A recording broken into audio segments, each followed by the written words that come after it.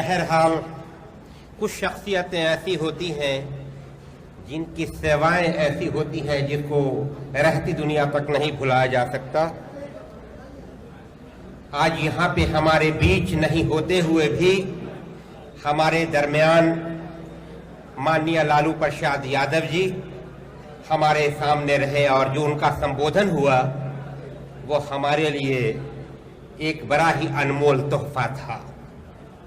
और ये तोहफा जिस दिन बुनियाद पड़ी थी राष्ट्रीय जनता दल की, उस दिन की बातों को याद दिलाकर जो हकीकत पर मबनी था उसकी बात आगे का कार्यक्रम और आज की खुशियों का जो इजहार उन्होंने किया है, खुदा उनकी उम्र लंबी करे सेहत के साथ, ताकि जिस तरह से बिहार के लोगों की, बिहार की जनता की खिदमत करते आए हैं, अल्लाह उसको कबूल करता रहे, ईश्वर उसको कबूल करता रहे।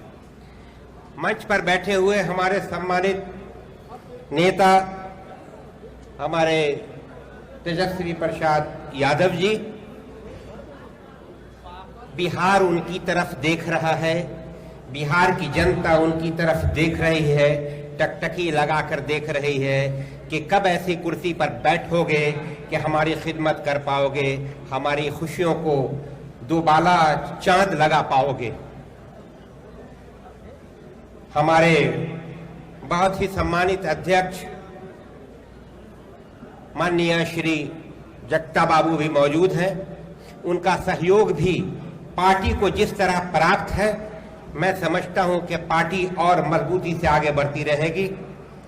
अब्दुल बारिक सिद्दीकी साहब एक सम्मानित व्यक्ति हैं, पूरा बिहार ही नहीं बल्कि देश में उनको अच्छी तरह जानता है, जिस तरह से उन्होंने भी अपना खिदमत किया है जिस तरह से बिहार में।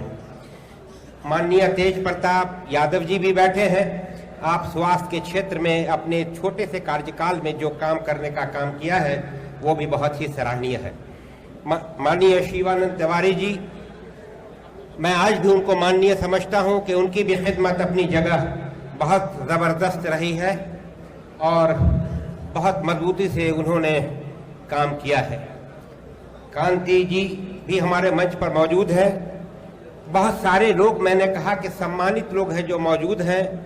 ऐसे लोग भी हैं जो स्पीकर रह चुके हैं, मंत्री रह चुके हैं, कैबिनेट मिनिस्टर रह चुके हैं। अगर 4 मिनट में मैं नाम लेता रहूं तो मैं समझता हूं बिशन पटेल जी भी, हम लोगों ने साथ मिलकर काम करने का काम किया है, वो भी बैठे हैं। बहुत सारे ऐसे लोग बैठे हैं जिनका नाम लेना आवश्यक है, लेकिन मैं समझता हूं जिनका मैंने नाम नहीं लिया वो भी कम सम्मानित नहीं है, वो भी उतने ही सम्मानित है। हमारे मनोज बाबू साथ बैठते हैं हम लोग राज्यसभा में। बहरहाल बड़े अच्छे वक्ता हैं, बड़े अच्छे इंसान हैं, बड़े अच्छे प्रवक्ता हैं, राष्ट्रीय जनता दल की बातों को आगे बढ़ाने का काम करते हैं। और राष्ट्रीय जनता दल का जो मंशूर, जो मैनिफेस्टो है और जो बुनियाद है राष्ट्रीय जनता दल की, जिसकी हम लोग आज 25 साल जश्न मना रहे हैं, राष्ट्रीय जनता दल अपने उससे नहीं हटी है, अपनी जगह मुसम्मम है। जो बुनियाद माननीय लालू जी ने जो डाला था, आज उस पर राष्ट्रीय जनता दल कायम है और उसको आगे बढ़ाने का काम हमारे माननीय तेजस्वी जी करते जा रहे हैं, उस पर अग्रसर है। बहुत पार्टियां बदलती हैं, चोले बदलती हैं, हालात के तहत वो चलते हैं, जनता को देखकर चलते हैं, लेकिन राष्ट्रीय जनता दल चली है जो बुनियाद, जो फाउंडेशन पड़ा था उस पर आज भी चल रही है।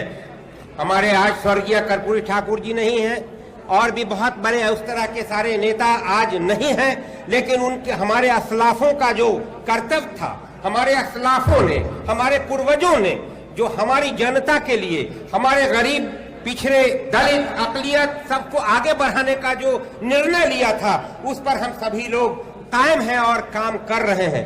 ये बड़ी बात है। पार्टी रहती है, सरकार कभी बनती है, कभी नहीं बनती है, सरकार सेकेंडरी है, सबसे पहले मजबूती से पार्टी है। पार्टी मजबूत रहेगी तो सरकार बनेगी, कभी सरकार हटेगी, कभी सरकार बनेगी। ये हालात है, ये जमहूरियत है, ये चलता रहता है। लेकिन पिछले दिनों जो हमारे साथ हुआ वो सभी आशना है। सरकार हमारी बननी चाहिए थी, बहरहाल सरकार नहीं बन पाई। जो सरकार थी उसने नहीं चाहा कि जमहूरियत कायम रहे, जमहूरियत को पामाल किया, डेमोक्रेसी को बर्बाद करते हुए हमारी सरकार को नहीं बनने दिया गया। हाँ, हमारी भी थोड़ी बहुत खामियां रही होंगी, मैं इससे इनकार नहीं करता। तेजस्वी जी से हमारी बात होती है इस मामले में। अब जैसे कोसी और सीमांचल का इलाका है, वहां से ज्यादा एमएलए और विधायक चुनकर आया करते थे। हो सकता है कहीं न कहीं कोई चूक हुई हो। वो है एक सरकार बनाने में बड़ा महत्वपूर्ण भूमिका निभाता है। सीमांचल हो या कोसी का इलाका हो, तकरीबन 8 जिला है। खगड़िया को अगर ले ले, कटिहार, पूर्णिया, अररिया, किशनगंज, मधेपुरा, सहरसा, सुपौल और खगड़िया को ले ले तो 40-45 सीट का मामला होता है। हो सकता है थोड़ी सी चूक हुई हो, इंसान है। अगर तेजस्वी जी भी इंसान है, हम सभी इंसान हैं, पार्टी के सारे लोग इंसान हैं, वहां से ज्यादा चुनकर एमएलए आया करते थे। मैं मानता हूं थोड़ी चूक हो गई है, ऐसी चूक आगे नहीं होगी। तेजस्वी जी बराबर इस बात पर चर्चा करते रहते हैं कि आगे इसको सुधारना है। करीम साहब, मैंने कहा बिल्कुल, वहां की जनता आपके साथ है, पूरे बिहार की जनता तो है ही, लेकिन सीमांचल और कोसी की जनता आपके साथ है। आलोक मेहता जी हैं, मैं इनके इलेक्शन में भी गया था।